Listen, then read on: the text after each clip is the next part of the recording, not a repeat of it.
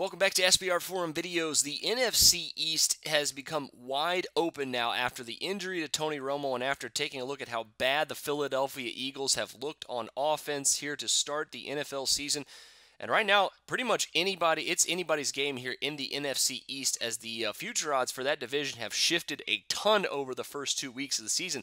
It's time to take an updated look at him, and despite losing Des Bryant and Tony Romo, the Cowboys come in still as the co-favorite at 6-4 to win this division alongside the Philadelphia Eagles. But without Tony Romo for the next 8 weeks and without Des Bryant for potentially longer than that, I can't see anyone here being willing to take the Cowboys here as the NFC East champions. 8-8 might just have a very nice head start on their hands here after winning in the first 2 weeks. So despite the fact that they're still favorites, I would not feel comfortable at all taking any sort of bet on the Dallas Cowboys right now with Brandon Weeden as their starting quarterback for the next 8 weeks.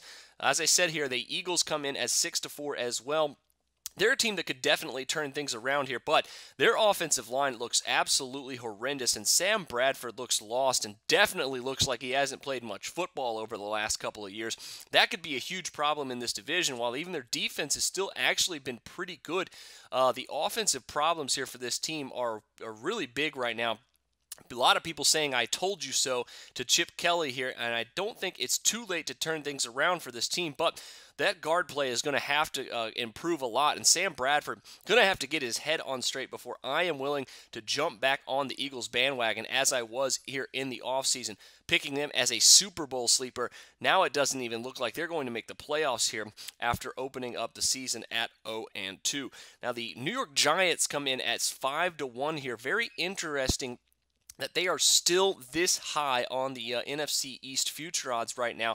And they could be the team that could upset both the Cowboys and the Eagles here in this one if they can get their stuff together here, especially if they can get a win here on Thursday Night Football against the divisional rival Washington Redskins, who I'll get to in a minute. But with New York looking better on offense, the defense really is the only concern for this team right now. But in this division, like I said, 8-8 could be enough to win this division.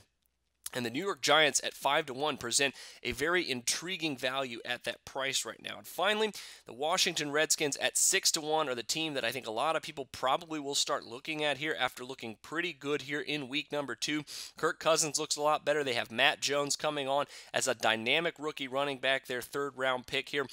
And the defense actually looking pretty solid, especially against the run. The Redskins have a very solid run defense, and at 6-1 against these other teams, definitely wouldn't count them out at this point, but I'm definitely not buying in on the Washington Redskins Kool-Aid just yet. I still think I want to see a couple more weeks of football here, especially their Thursday night contest against the New York Giants, before I start making any claims that the Washington Redskins could actually win this division this season and possibly even save Jay Gruden's job. But that'll do it for your NFC East future odds update. Make sure you check out all of our other NFL content coming out for week number 3, as well as my NFL picks coming out later in the week. But until then, for SBR Forum Videos, I'm Jordan Sharp.